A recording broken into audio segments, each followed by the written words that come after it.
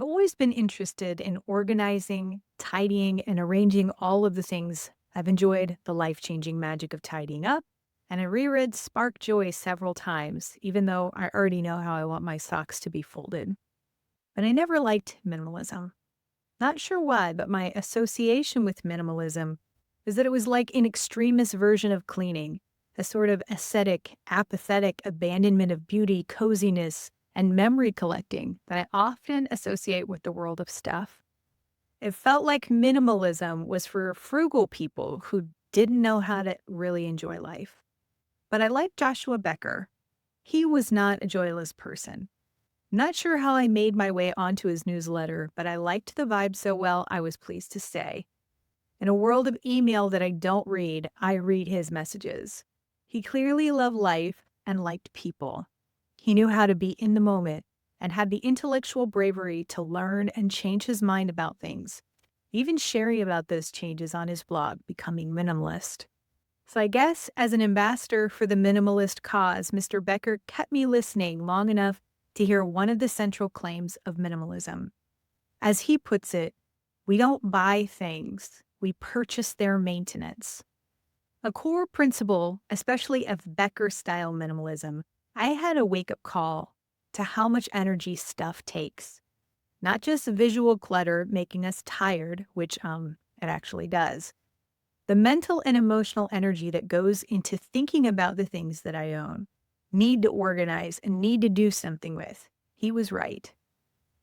The letting go of things as a minimalist is not the same as decluttering as a tidier or downsizing as an organizer.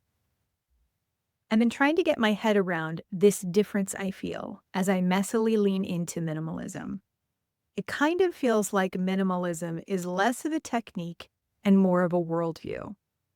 It's leading to making very different decisions about what I keep and what I let go of. It's changing what items feel worth spending money on and which ones don't call me. It's leaving me more connected to purpose and meaning instead of the scarcity mindset of trying to trade time for money, for things, for better things until my collection of items gets more impressive or valuable somehow. Here's a first pass at comparing the three approaches I've taken to stuff in my life, starting with organizing, my first approach, then tidying, thank you Marie Kondo, and lately, minimalism. So organizing feels like you acquire and arrange the most useful and valuable things. You release the less valuable things to make space for more valuable, useful things. Tidying, by contrast, you gather objects that spark joy and appreciate what your things do for you. What you release are the joy-deficient things to leave space to enjoy what you do have and to live with more resonance.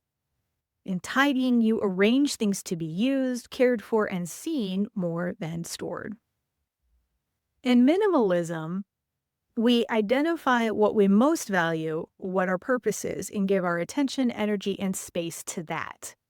What we release is everything that distracts from the greatest meaning in order to create surplus resources of attention, money, space, and energy in order to serve our purpose. We use what we have to serve our purpose with joy. Maybe that's the difference. You can try to make visual space by tidying, or make room to accumulate more stuff of value using other methods. But you can't be a minimalist without figuring out what specifically matters about your unique, precious, personal life. To tidy, you have to tap into your joy center.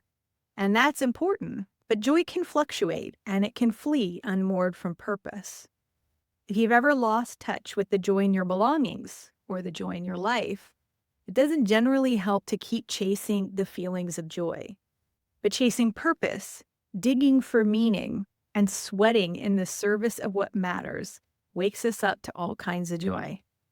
Chances are I'll write about minimalism again, even though the word still doesn't taste right to me.